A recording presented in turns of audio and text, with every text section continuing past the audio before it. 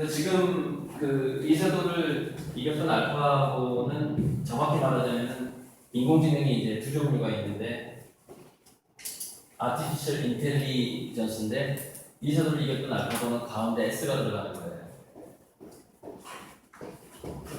근데 나중에는 G가 들어가는 AI가 나와요. 이거는 제너럴리스트라는 뜻이고 이건 스페셜리스트라는 뜻이에요. 즉 알파고는 바둑에 있어서의 스페셜리스트예요. 그 다음에 왓슨 같은 경우에는 기존에 흩어져 있는 자료를 학습하고 거기서 퀴즈 문제를 푼다거나 환자들의 병을 진단하거나 하는 데 있어서 스페셜리스트죠. 그러니까 앞으로 인공지능은 이 수많은 스페셜리스트가 각각의 회사에서 굉장히 많이 개발이 될 거예요. 그게 이제 대표적인 게 그게 알파고 왓슨이죠. 그 밖에 뭐 페이스북에서 개발하는 것도 있고 시리도 있고 또 이제 작은 업체에서도 이제 개발을 하고 있고 이렇게 사람의 얼굴만 특별하게 알아보는 그런 잘 알아보는 그런 인공지능도 나올 것이고 그래서 다들 스페셜리스트죠. 근데 이 스페셜리스트가 제너럴 인공지능이 된다라고 예측하는 시점이 제가 평균을 내보자면 2035년이에요. 그러니까 지금은 이 스페셜리스트가 의미하는 게 뭐냐면은 예를 들어서 바둑 각각의 인간 스페셜리스트가 현재 이길 수가 없다는 뜻이에요. 이세돌은 바둑 스페셜리스트한테 이길 수가 없는 거예요. 그 다음에 의사들은 왓슨이라는 인공지능 의사한테 이길 수가 없어요. 진단 자체에서 암 진단의 정확도라든가 여러 가지 이길 수가 없는 거예요. 그러니까 지금 이 시대인데 이 시대에서 이 AGI 인공지능이 이 전체 스페셜한 지능들을 다 같이 묶을 때가 온다는 것이죠. 마치 우리 사람처럼 우리 사람이 집에 와서는 아빠 역할을 하고 직장에 가서 직장인 역할을 할 수가 있잖아요. 인생을 가지고. 지금은 그 역할에 따라서 자기 하는 일을 쉽게 바꾼다거나 하지 못하고 있다는 거죠. 인공지능은. 그리고 뭐 역사면 역사, 수학이면 수학 이런 식으로 따로따로 발전해 있는 거죠. 지금 현재 인공지능.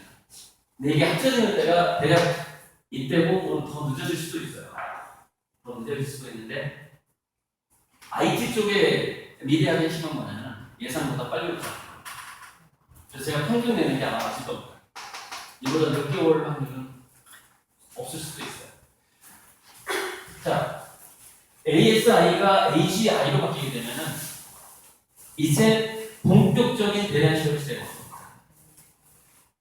그러니까 우리가 사무실에서 우리 다음 달에 할 프로젝트 있지? 그거 좀 자료 좀 조사해가지고 계획서 좀 짜서 나한테 좀 줘봐. 이걸 지금 인간밖에 못해요. 인간은 그 거시기 있잖아, 거시기 알아듣잖아요, 사무실에서. 근데 지금 인공지능은 거시기를 못 알아들어요. 전혀 맥락이 없으니까 AGI가 아니기 때문에. 근데 인공지능의 AGI, 인공지능의 제너럴한 인텔리전스를 갖는다는 것은 거시기를 알아듣는다는 거죠. 위에서 야, 그 거시기 좀 해봐. 그러면 이 모든 데이터를 다 알고 있어요, 이 인공지능. 그래서 그 사람이 거시기라고 하는 거에 어떤 의미인지 정확하게 파악해버린다는 뜻이에요. 그래서 사무실에 있는 어떤 사무 인력뿐만이 아니라 제조까지. 지금 강남에서 컴퓨터 코딩 유아 교육이 성행하고 있다는 얘기를 듣고 제가 정말 앞불싸 그게 아닌데 그거든요. 기본적인 코딩은 앞으로 그냥 AI가 해요. 인공지능이 한단 말이에요. 인간이 해야 될 건 뭐냐면 그것을 왜 코딩하는 거, Y에 대한 거거든요. 왜? 그것이 왜 가치가 있고 왜 아름답고 그 일을 왜 해야 되고 이런 그 Y에 대한 거예요. How나 What 이런 거는 전부 다 인공지능으로 넘어가는 거죠. 자, 그리고 또 아직 이 틈 사이에 AI가 S에서 G로 바뀌는 틈 사이에 우리 인간의 일자리가 뭐가 있냐면 손입니다. 우리 두뇌의 신체를 맡고 있는 두뇌의 표피를 연구한 그리고 그 두뇌 속에 있는 작은 인간을 표면적으로 디자인한 인간은 호문클루스라는 인간이 있어요. 이따 좀 보여드릴게요. 그래서 호문클루스를 보면은 입, 입하고 손이 가장 커요. 그러니까 인간은 뭔가를 만드는 호모 파베르라는 얘기예요. 호모 파베르. 그냥 뭔가 수다를 떨고 입을 쓴다는 것은 그건 호모 사피엔스라는 뜻이에요. 우리 남자들은 좀 더 생각을 많이 하지만 여성들은 아무래도 자기 생각한 걸 좀 입으로 많이 풀잖아요. 때로는 입이 생각을 이끌어가잖아요. 하면서 입을 쓴다는 것이 이제 호모 사피엔스라는 뜻이거든요. 그런데 인공지능이 자기 몸통과 손을 갖는 데 있어서 생각보다 난제를 만든 거죠. 무슨 얘기냐면 그게 이제 인공지능 학자 중에서 모라벡이라는 사람의 말을 이용해서 모라벡의 역사를 이렇게 부르는데 모라벡의 백자는 이제 어휘를 검색해야 돼요. 모라벡 검색할 때 그게 뭐냐면 계산하고 언어를 다루는 것이 굉장히 고등한 인간의 기능인 줄 알았어요. 그리고 걷고 뛰고 만들고 하는 것들이 그런 거 원숭이도 그렇게 하니까 그게 더 저급한 지능인 줄 알았는데 인공지능을 로봇을 만드는 과정에서 말하고 계산하는 것보다 인공지능을 걷게 하는 게 더 힘들다는 걸 알게 된 거죠. 그 다음에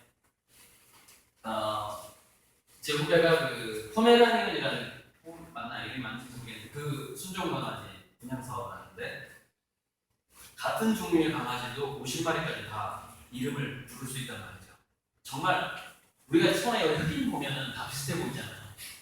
그것처럼 강아지를 그 한 종류의 강아지를 키우는 주인만이 그 강아지를 알아볼 수가 있어요. 50마리 있으면 다 똑같아 보여요, 진짜. 바로 그게 뭐냐면은 인간들이 집단 생활을 하면서도 친족끼리 예전에 부족 사회에서도 다 닮았잖아요, 형제들이. 그러다 보니까 그 약간의 시각적인 차이를 인식하는 두뇌를 거의 한 1000만 년 엄청나게 오랜 기간 동안 발달시킨 거예요. 그래서 이 시각적인 후두엽하고 우리 몸을 움직이는 손에 이쪽이 우리 인간의 전체 두뇌에서 차지하는 어떤 일 자체가 거의 85%에서 90%를 차지합니다. 이성적인 것이 10%에서 20%밖에 안 돼요. 언어 쓰고 수학하고 이런 거 뭔가 전략 짜고 이런 것들이. 시냅스를 보니까 손해에서의 그 뉴런들이 연결된 시냅스는 거의 100만 개에서 200만 개가 돼요, 가지가. 뇌에는 말하면 5만 개밖에 안 되는 거죠. 기본적으로 동물은 운동 능력을 이성 능력보다 20, 30배를 더 가지고 태어납니다. 두뇌 자체가 그렇게 DNA에 의해서 세팅이 되어 있는 거죠. 근데 처음에 인공지능 로봇을 연구하는 학자들은 그걸 똑같이 봤다는 거죠. 그리고 오히려 운동하는 걸 더 쉽게 본 거예요. 근데 우리 인간에게 운동이 쉬운 것은 훌륭한 DNA를 가지고 있기 때문에 이제 무수한 그 진화에 축적된 역량이라고 볼 수도 있어요. 그래서 앞으로 50년간은 손기술과 몸기술, 물론 손기술은 팔기술이 좀 포함됩니다. 축구 같은 거. 손기술과 몸기술의 고수가 된 사람은 직장을 잃지 않습니다. 앞으로 50년. 왜냐면 인공지능 연구자들이, 로봇 연구자들이 인간 고수만큼 생각은 하기가 쉬워요. 의외로 인간의 두뇌가 취약하다는 거예요. 이게. 우리 두뇌로 봤을 때 사실 우리는 몸을 쓰는 그 능력이 훨씬 많이 타고났다는 것이죠. 아예 엄마가 쓰고 나올 때부터. 그렇기 때문에 손과 몸과 발, 무용을 하는 것도 이제 몸과 발을 쓰는 거죠.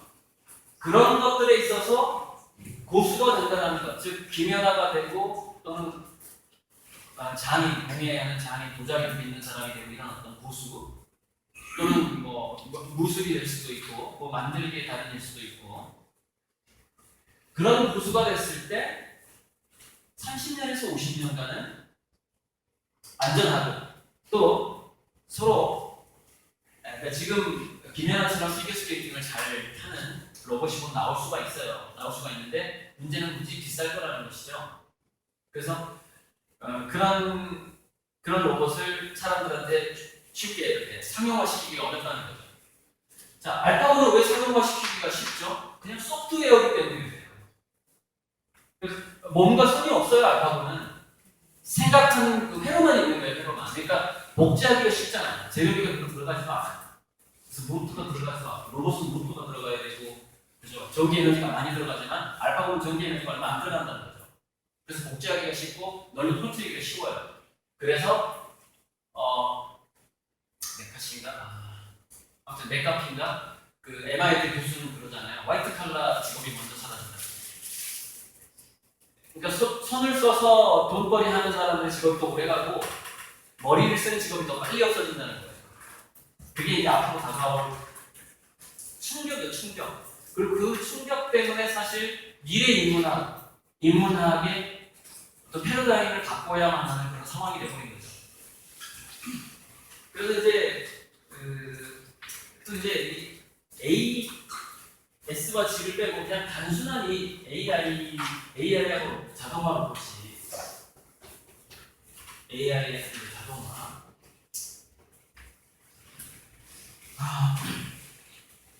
로봇이 이제 자동화 로봇은 손기술이 최고인 숙련공만을 제외하고는 직장에서나 뭐가 될 거예요. 그러니까 이제 고장 났을 때 그걸 고칠 만한 사람이 필요한 거죠. 고칠 만한 사람만 필요하고 나머지는 점점 필요가 없어지게 돼요. 그다음에 이제 그냥 단순하게 머리를 쓰는 직업은 심지어 판사와 의사까지도 위험했죠. 왜냐면 인간의 몸이라는 것은 이제 진화생물학으로 보자면은 세포에서부터 40억 년 동안 불규칙함을 없애고 이 지구에서 살아가기 적합하도록 40년 동안 DNA가 진화한 거예요. 그래서 대다수의 인간들이 큰 변수가 없는 거예요. 그래서 일부 이제 그 방사능이나 우주에서 오는 그 감마선 같은 것을 맞아서 DNA가 돌연변이를 하기도 하거든요. 그래서 희귀병이 생기기도 하고, 그래서 그 일부 돌연변이와 희귀병을 다루는 의사들은 지속적으로 필요해요. 계속해서 연구하는, 특히 세포 같은 걸 연구하는 의사가 지속적으로 필요한데, 그게 과연 몇 프로나 필요하냐 이 말이죠. 그래서 넉넉 잡아서 5%만 필요하거든요. 그러니까 앞으로 모든 직업에서 95%가 그냥 실업자가 돼갈 것이다라고 보시면 돼요. 그건 아마 이 도서관에서 마찬가지일 거예요. 도서관에서도 전체 인구 중에서 근데 이제 공무원이라는 직업이 그래도 조금 안전한 건 뭐예요? 국회의 입법을 통해서 보호가 될 수가 있다는 거죠. 그래도 인공지능을 이 수많은 공무원들이 월급을 받으려면 이 안에는 못 들어오게 하겠다. 이 영역 안에는 그냥 인간들이 처리해야 하겠다. 라고 하겠죠. 그런데 이게 또 만만치가 않습니다. 여러분, 비행기 조종사가 왜 실직을 해야 돼요? 비행기 사고 나를 봤더니 자동 항법 장치로 갈 때는 사고가 잘 안 나요. 인간이 운전하는 사고가 나는 거야. 인간이. 자, 이번에 예를 들어서 무인자동차가 나온다고 칩시다. 그러면 이번에 테슬라에서 사고가 한 번 났어요. 그럼 사고율을 생각해 봅시다. 무인자동차가 사고가 나서 사람이 죽을 확률하고 인간이 운전을 하다가 앞으로 인간들이 다 고령화 되잖아요. 지금 고령자의 자동차 사고 때문에 지금 전 세계적으로 큰 문제입니다. 일본이 그걸 우리나라보다 더 심하죠. 고령자들한테 면허증을 뺏을 수가 없는 거예요. 왜? 헌법 위반이에요. 헌법 위반. 그래서 지금 이제 전 세계적으로는 매년 적성검사를 실시하자는 거예요. 65세 넘으면. 또 말이 많아요. 65세 넘으면 75세가 넘으면 매년 적성검사, 신체 검사를 하는 겁니다. 반응 속도를 보는 거예요. 그래서 그 노인의 반응 속도가 일정 미달이면 면허증을 뺏어버려요. 더 이상 운전하지 마. 그리고 이제 이런 정책도 있어요. 운전 면허증을 반납하면 돈을 주겠다. 그러니까 평생 탈 수 있는 택시비를 주겠다. 운전 면허증을 반납하면. 왜 그럴까요? 사회적으로 손실 비용이 너무나 크기 때문에. 지금 그런 일들이 벌어지고 있다는 거죠. 전혀 상상할 수 없었던 일들이 새롭게 벌어지고 있는 거예요. 자, 그래서 그 자동화 때문에 이 손과 몸으로 직장을 유지해야 되는 것에서 국가가 돈을 이제 일부러 사람들을 뽑아야 되는 상황이 된 거예요. 그 세금을 어떻게 충당하느냐 좀 이따가 얘기를 하고. 그래서 보니까 뭔가 의미 있는 일을 해야 될 거 아니에요. 그래서 좀 더 추가적으로 지금 하고 있는 게 뭐냐면, 제가 최근에 이제 그 건설업계에서 본 건데 이렇게 하더라고요. 100년 만에 한 번 오도록 그 하천 시설을 갖춘 거를 아니다. 200년 만에 한 번 오는 홍수를 대비하도록 하자. 그럼 이걸 다 수리해야 되거든요. 그럼 사람들 고용할 수가 있는 거예요. 근데 여기에 중요한 건 뭐예요? 우리가 생각지도 못한 지진이 올 수도 있고 쓰나미가 올 수도 있지 않냐. 그러면은 지금 전부 다 모든 건물을 부산하고 울산에 있는 전체 건물을 그 매몰격으로 내진 시설이라도 하자. 또는 그 각 건물마다 건물의 그 층층마다 어떤 그 안전한 박스, 그러니까 건물이 흔들릴 때 무너지기 전에 철상에 들어갈 수 있는 그 간절로 된 박스 같은 거를 만들어서 설치를 하자. 이런 식으로 하게 되면은 일자리와 공장이 돌아가겠죠. 그걸 모든 건물을 다 그렇게 바꿔야 되니까. 그게 뭐냐면 인프라를, 국가 인프라를 쾌적하고 안전하게 하는 데 있어서 추가로 비용을 지불할 수가 있습니다. 명분이 되거든요. 사람 목숨이 걸린 문제이기 때문에. 또는 뭐냐면, 근데 이것만 가지고 안 돼요. 이걸로 일자리를 만들 수 있는 게 이제 한계가 있어서 의료, 그러니까 노인복지, 그 환자들의 복지 쪽으로 서비스를 할 수 있는 인력을 대폭 늘리자. 일단 한 10만 명을 줄일 수가 있다는 게 지금 예상된 겁니다. 그 다음에 문화를 보면은 백수가 많아질 게 뻔한데 놀아야 될 거 아니에요. 어디 가서 놀아야 될 거 아닙니까? 그럼 문화예술센터가 있어야 될 거 아니에요. 굉장히 많은 레크레이션과 무슨 요가 강사 이런 사람들이 필요가 하고. 자, 돈을 못 버는 백수가 됐는데 만약에 놀거리가 없으면 어떻게 될까요? 범죄로 나갑니다. 그래서 지금 우리나라에 묻지마 폭력이 많이 일어나는 것이요. 어떤 근본적으로 그 저변에 깔려있는 게 뭔 줄 아세요? 교도소에서보다 못한 복지를 누리는 시민들이 많아지고 있다는 거예요. 생각해보세요. 실제로 이 교도소에 가기 위해서 범죄를 하는 사람들이 생기고 있어요. 우리나라보다 이제 해외에서 더 생기고 있고요. 그 우리나라로 밀려오고 있어요 지금.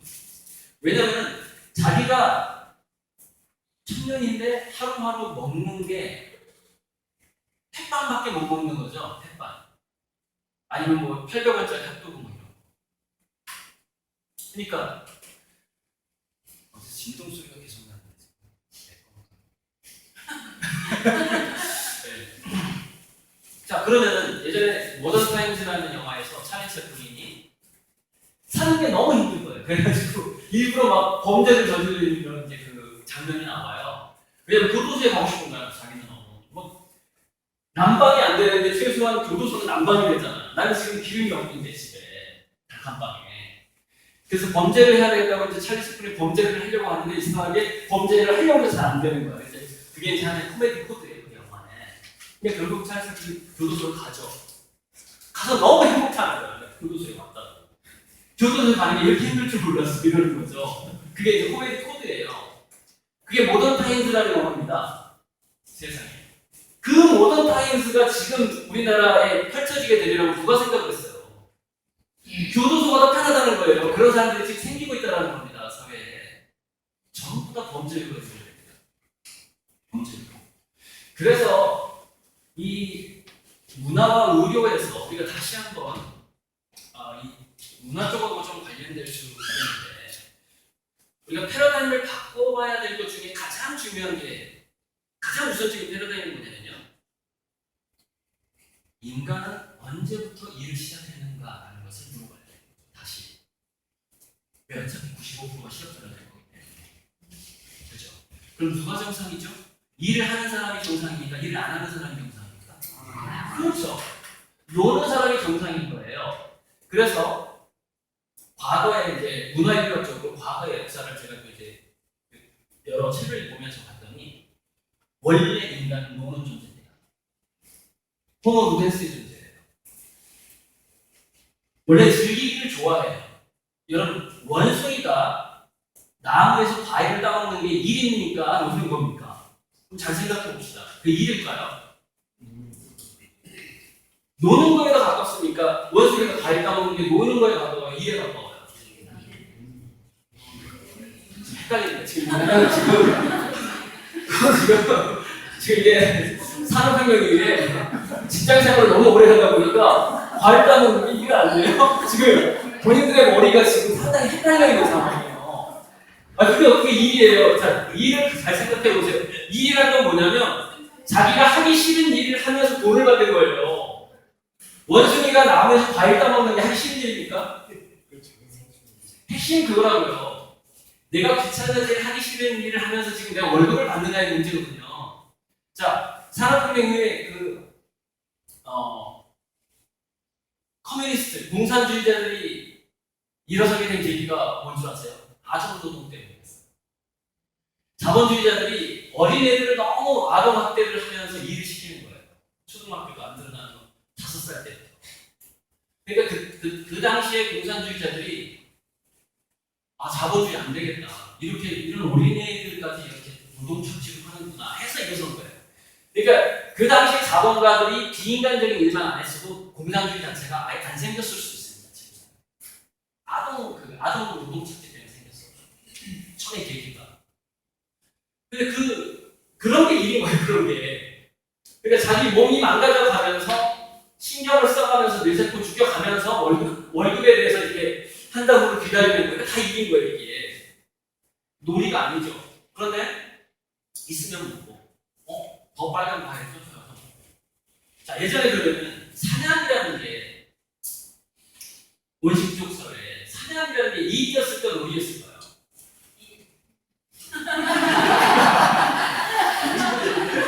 계속 일이야. 일을 도대체 얼마나 해가면서 살았을까? 놀이에 가까웠어요. 그건 뭘 보면 알 수가 있냐면 라스코 동물 효과를 보면 알 수가 있어요. 라스코 동물 효과를 보면 자기가 사냥한 그 사슴이나 물소를 눕혀놓은 상태에서 그거를 그립니다. 동물에서. 무슨 얘기? 사냥꾼이 사냥에 성공해 와서 이제 동물로 데려왔어요. 부족들한테 데려와서 야 내가 이렇게 큰 애 잡았어. 큰 거 잡았거든? 이게 좀 역사에 좀 남겨야 되지 않을까? 후손들한테 내가 사냥 이렇게 잘한다는 거 좀 남겨야 되지 않을까? 그림 잘 그리는 누군가가 있었을 거 아니야. 좀 그려줘요. 우리 잡아먹기 전에 그리자. 그럼 뭐 축제하는 자리 막 그림을 그려요. 그리고 끝나면 이제 다 나눠서 먹어요. 자, 만약에 원시부족 사회에서 사냥꾼들이 그거를 잘라가지고 돈을 받고 팔았으면 일이죠. 근데 그때 어떻게 했을까요? 그냥 박수 쳐줬습니다. 박수. 소자가 왔어. 자, 박수 먹자. 이게 일인가요? 이거는요, 뭐냐면 자기가 잘하는 것을 즐기는 놀이에 가서 내가 사냥을 잘하니까 잘하는 거예요. 그래서 그때 사냥꾼들은 여러분 사냥꾼들이 쓰는 투구 같은 거 있잖아요. 이거. 그게 뭐냐면 그거는요 안 먹는 거예요. 버리는 거예요. 자, 뿔을 먹지는 않잖아요. 근데 그래서 부족들이 이렇게 해주는 겁니다. 당신이 우리를 위해서 소를 잡아왔으니까 우리가 그냥 기억해 줄 테니까 그거 손을 쓰고 가요. 한 달은 쓰거든요. 그래서 보면은 사냥꾼들을 보면은 가슴에다가 이렇게 거북이 잡았으면 거북이 등판 이렇게 달고 다녀요. 그 등판, 이 거북이 이렇게 큰 거 잡았거든. 그래서 머리에다 손을 쓰고 이렇게 다니는 거예요. 그리고 그렇게 사냥을 잘 해왔던 사람이 그 부족의 왕이 되는 겁니다. 나이 들어서. 젊었을 때 계속 사냥만 하는 거예요. 그래서 그런 인디언의 그런 모습들이 나와 있는 거죠. 여러분, 인디언의 왕의 조건이 있었어요. 그게 뭐였냐면, 자기 부족 내에 살림살이를 전부 기억하고 있어야만 왕이 될 수 있었습니다. 머리가 엄청 좋아야 했는데 그렇게 머리가 좋은 사람, 사냥을 잘하는 사람이 또 머리가 안 좋을 수가 있잖아. 집단 사냥은 머리가 좋아야 되지만 작전을 짜야 되니까. 그래서 발달하게 뭔지 아세요? 그게 바로 결승 문자 키프라는 거예요. 키프. 수장들이 목에다 이렇게 줄줄 달고 다니죠. 이게 뭐냐면은 영인의 집에 숟가락이 몇 개고 밥그릇이 몇 개고 아들이 몇 개고 얼마 전에 돌이 지났어. 이거 다 기록해 놓는 겁니다. 아 누구 집에는 뭐 그래서 그 부족의 그 가부수만큼 이게 줄이 늘어져 있어요. 기부. 왕의 조건은 그 백성, 자기 부족의 모든 걸 다 알고 있어야 된다는 조건이 있었어요. 물론 그때는 이제 부족 사회가 한 150명 정도 미만이기 때문에 가능한데 지금도 왜 우리가 보세요. 누구를 시의원을 뽑아줍니까? 나를 알아주는 사람. 나를 알아주는 사람 뽑아주잖아요. 그죠? 밥 한 끼 사주면 왜 자꾸 거기 가죠? 밥 먹으면서 나에 대한 정보를 얘기했잖아요. 그 사람한테. 밥 먹으면서. 그러면 우리는 뭘 기대해요? 그 사람이 내 생긴지를 좀 알고 있어. 그래서 뽑아주는 거예요. 그게. 팔이 안으로 그게 그래서 식사 대접을 못하게 해주는 겁니다. 식사 대접만 한 게 뽑게 돼 있어요. 왜? 그 사람이 내 말 좀 아니까. 이게 이제 인간의 완전히 문화인류학적으로 그게 완전히 박혀 있어요. 그 왕의 조건은 무조건 나를 알아야 된다. 이거거든요. 자, 어쨌든. 그래서 우리가 패러다임을 바꿔야 되는 게 뭐냐면은 원래 인간은 노는 종족이었다. 이렇게 바꿔야 돼요. 이해하는 놈들은 좀 특수한 놈들이야. 뭐냐면은 그냥 지 자랑하려고 일하는 거야. 돈 벌려고 일하는 게 아니야. 그냥 우리가 좀 박수만 쳐주면 돼. 야, 너네 이거 사냥 잘하니까 너 사냥하고 솔직히 그거 일이냐? 사냥 그거 재밌지. 그럼 뭐라고 그럴까 사냥꾼이? 사실 사냥 재밌어. 재밌어요. 지금 여러분 부자들이 금고에다가 금덩어리하고 5만 원짜리 현금 막 집어넣어놓잖아요. 이게 돈 벌려고 하는 것 같아요. 재미로 하는 것 같아요. 재미예요. 인간은 원래 노는 족속이에요. 돈 버는 것도 그게 재미입니다. 재미. 즐기는 거예요. 그러니까 우리가 교육 패러다임 자체도 그냥 전부 놀이로 바꿔버려야 돼요. 그리고 백수는 당연하다. 즉 인간은 백수가 정상이다라는 패러다임을 바꿔야 돼요. 그게 이제 미래 인문학의 굉장히 핵심 사람입니다. 인간은 노는 게 정상이다. 예, 바꾸세요. 일이라고 했던 분 꼭 바꾸셔야 됩니다. 그러면은 뭐가 달라질까요? 자기 자신을 보는 눈이 달라집니다. 네. 야, 근데 모든 게 정상이야. 너 자꾸 취직하려고 하지 마. 이렇게 되는 거죠. 야, 모든 게 정상인데 왜 자꾸 너 취직하려고 공무원 시험 준비하고 그래? 그냥 좀 재미있게 놀 수 있는 거 한번 찾아봐. 그게 정상적인 삶이야. 그게 좋은 삶이라니까 이렇게 바뀌어야 되는 시점이 와버린 거예요. 왜 어차피 95%가 실업자될 건데.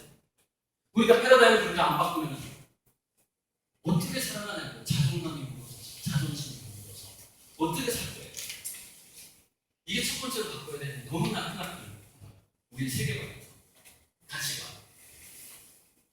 어쨌든 사실 과도기라는 게 있기 때문에 과도기가 한 100년을 갈지 모르잖아요 지금. 그 과도기는 뭐냐면은 사람은 일을 안 하면 이상하게 창피해.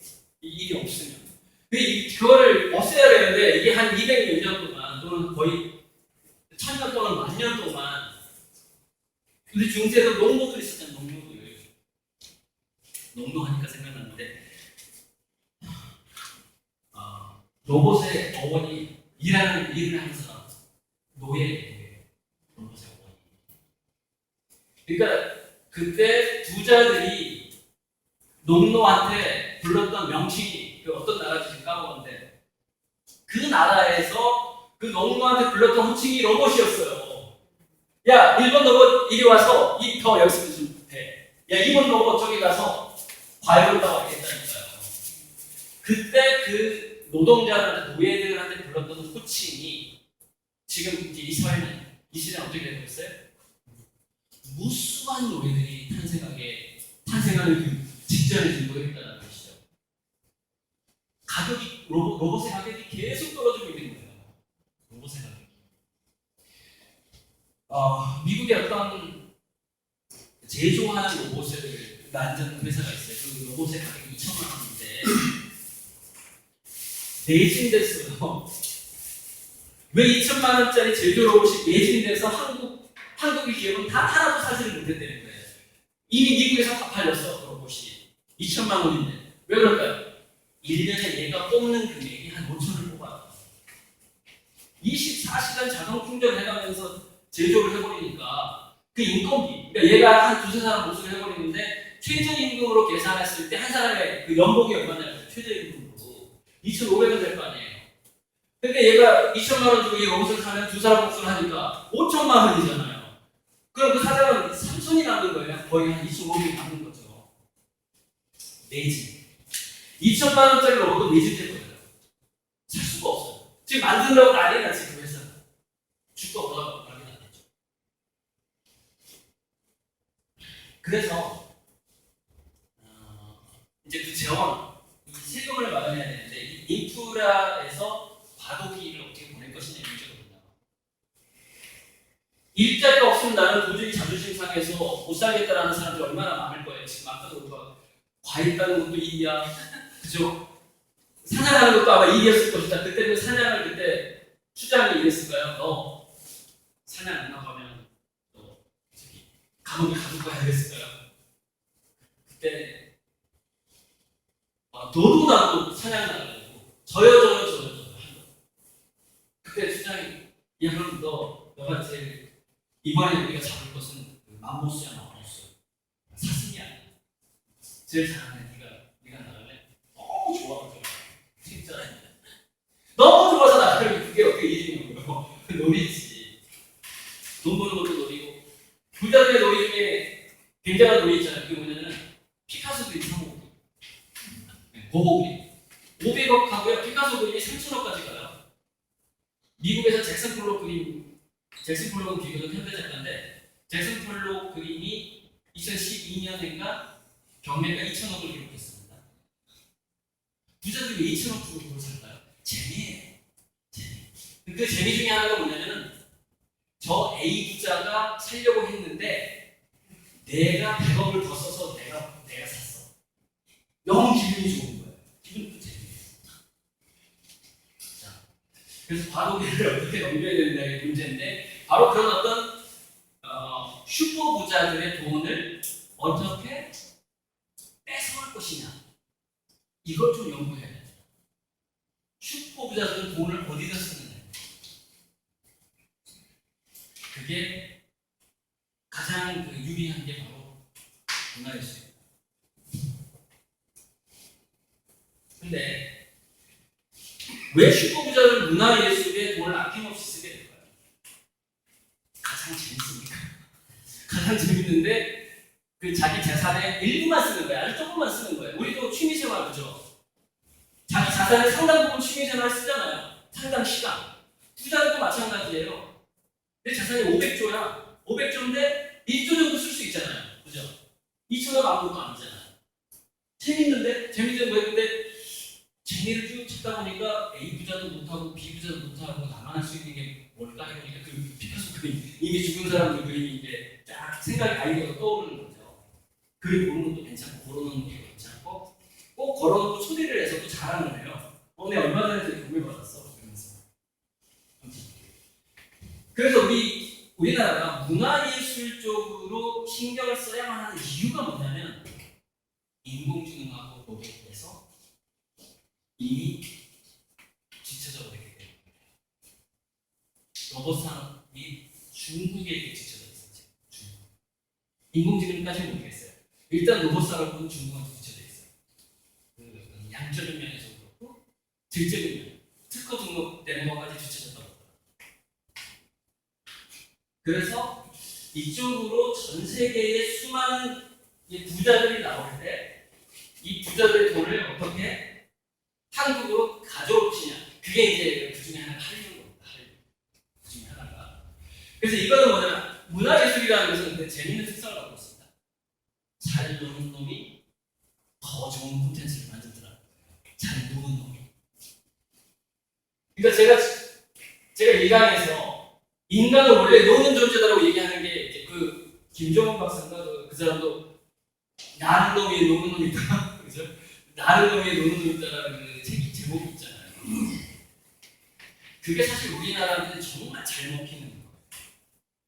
그래서 이제 근데 사람이 놀려면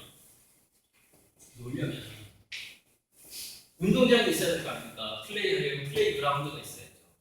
근데 이 플레이그라운드가 뭐냐면 잘 놀기 위해서 놀 수 있는 플레이그라운드가 뭐가 될 거냐면은 좀 건너뛰고 얘기하자면은 제 생각에는 국민기본급이 가야 돼요.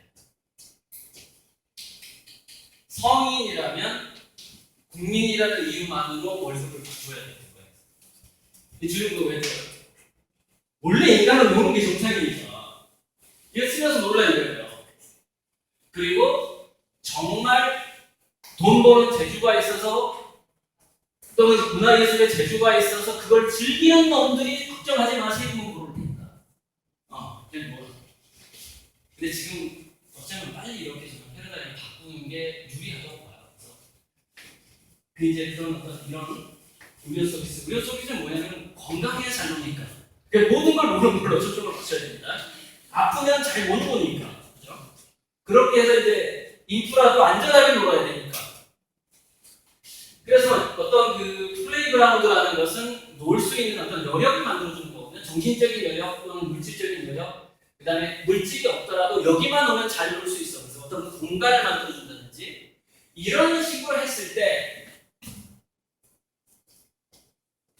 펠치원 효과가 나타나더라. 무슨 얘기냐면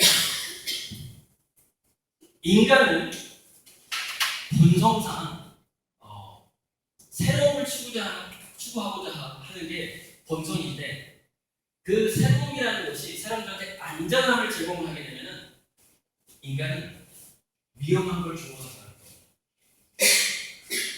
자기가 그러니까 뭐냐면 자 바이킹 놀이동산에서 바이킹을 탈 때 왜 애들이 막 달려가지고 왜 끝에 앉으려고 하죠? 제일 위험하게 느껴집니다. 그게 무슨 얘기냐면 안전하다라는 보장 내에서 모든 인간은 최극도의 리스크, 어떤 위험함을 느끼는 것을 좋아하는 본성을 가지고 있다는 것이죠. 그래서 교차를 왜 신호등을 달면 사고가 더 많이 나요. 사고가. 왜냐면 이제 그 신호등을 그대로 따르면 좋은데 꼭 어겨. 도로를 끌 때 빨리 지나가면 괜찮은데 이렇게 되는 거예요. 근데 교차로 신호등이 아예 없어. 그럼 거의 대부분이 딴정지야. 여기서 오는 차가 안 보이니까 확률적으로 죽을 확률이 높아요. 위험해. 정지하고 둘러보고 가요. 그러니까 신호등이 없는 교차로가 더 사고가 안 난다는 거예요. 신호등을 달아면 이제 얘가 이제 과거에 그 운전자들이 과거에 뭐 경험 삼아서 이때 좀 밟아줘야 여기서 막 지나가고 바쁘니까 사고 더 많이 나요.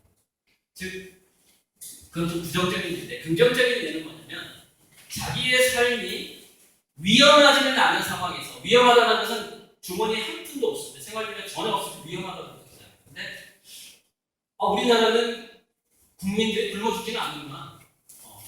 최소한 교도소보다는 더 나은 삶을 살 수가 있구나 라는 것이 보장이 됐을 때 그 중에서 꼭 창의적인 놈들은 이상한 아이디어, 이상한 수단을 짓고 이상한 아이디어를 내고 이상한 발명을 막 그러더라는 거예요. 그래서 실리콘밸리에서 아주 혁신적인 벤처기업이 많이 나오는 이유가 뭐냐면 바로 그 안전보장 때문입니다. 돈을 날려도 은행이 책임지더라 이거예요. 그 CEO가 책임지는 게 아니라 한 번 망해봤더니 너는 좋은 경험을 쌓았어 그러면서 한 번 더 투자를 해주더라는 거죠. 3번까지. 3번 망한 것까지 괜찮더라는 거예요. 거기서는 좋은 경험으로 인정해 준다는 것이죠. 바로 그 안전망 속에서 창의성이 나오는 거예요. 그리고 그 창의성은 뭐냐면 안전하기 때문에 거기서 좀 위험하게 놀고 싶은 거예요. 결국 노는 거에서 나오는 거예요. 창의성. 그래서 일단 일간의 멘붕하기는 인간은 원래 노는 존재고 호모 루덴스의 존재고 호모 사피엔스와 호모 코데르는 뭐를 위해서 존재해요? 호모 루덴스를 위해서 존재하는 겁니다. 결국 돈을 막 벌어서 물어보세요. 돈 열심히 버는 사람한테 재밌게 놀라고 마지막에 재밌게 놀라고 하는 답이 나옵니다. 또는 좋은 일 하라. 좋은 일 하는 건 뭐예요? 즐기는 거예요. 좋은 일 하면서 즐기고 싶은 거예요. 자 일단 주식하십시오.